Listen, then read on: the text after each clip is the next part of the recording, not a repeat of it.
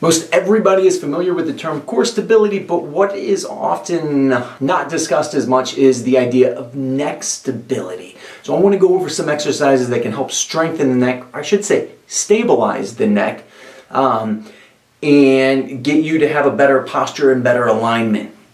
Before I go over those exercises, it's really important to discuss that core stability is the foundation. So if somebody's lacking in core stability, I highly recommend that that's the priority. You can still do the exercises I'm about to show, but the core is the foundation for all movements. You really want to get that taken care of and get that stabilized, and then start to work up into the neck. But again, you can do both at the same time. Just don't neglect the core and only focus on the neck. This is for people who usually have poor postures.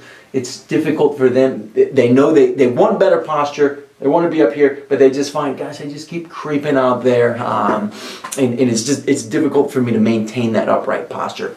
Well, then you need to strengthen those muscles. Stabilize those muscles, I should say, and we'll go over that. So I keep talking about strengthening and stabilizing. Let's really quickly go over what is the difference between strengthening and stabilizing. And the difference is this. Strengthening is moving against resistance, so you've got a weight and you're moving a muscle back and forth. They call those concentric and eccentric contractions. Stabilizing is more of the ability to resist movements. So it is having good form, good posture, good alignment, and then having resistance try to move you, but you resist that external force. And those are isometric contractions. That's why things like planks are so popular, planks and side planks, and they've become more popular than the traditional, what people used to do, crunches and sit-ups and things like that.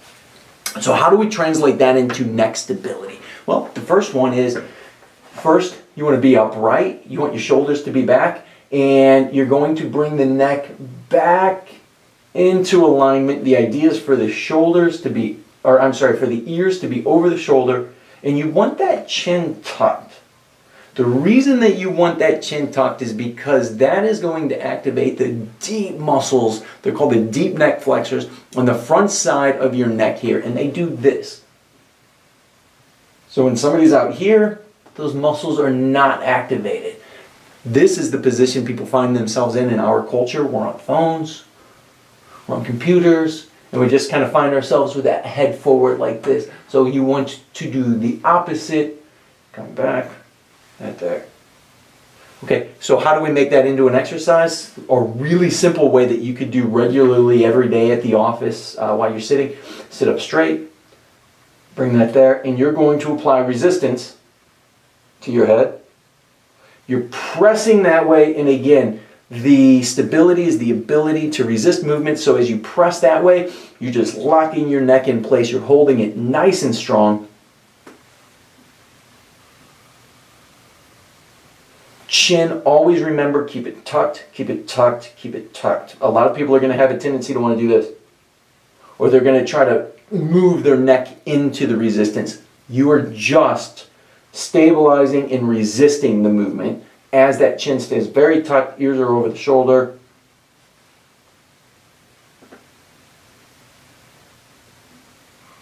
You would hold that in the beginning, if you're new to this, maybe only about 5 seconds at a time. Do 5 to 6 sets, but do those regularly throughout the day, and they can be done every day.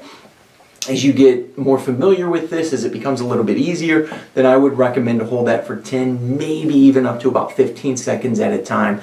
Short little break after you do it. So say you do about 10 seconds, kind of relax, roll some things out, take a breath or two, and then do it again. About 10 seconds, and repeat that for about 5 to 6 sets. Now, going side to side, another way that you can implement this exercise and work more muscles along the side.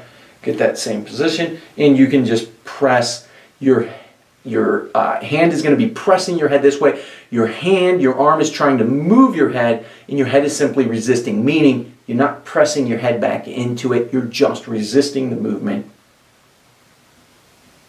as you maintain that alignment. Chin tucked.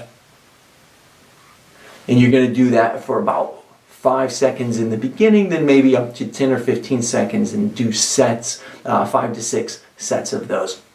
One last thing that I like to do, say you're in your car at a red light, well, you can just press your head that same thing back into a headrest. That's going to get some of the muscles on the back, but you're still going to get those deep neck flexors in there. So you're kind of getting everything in there. And there are other exercises that you can do laying on your stomach, bringing your head back like that. But I think those are just simple ones that you can apply. You don't need any equipment. You don't need to be in a gym setting. You can just do these at the office. You can do these at home and work with that neck stability. So I hope you learned something from this. As always, if you have any questions, let us know.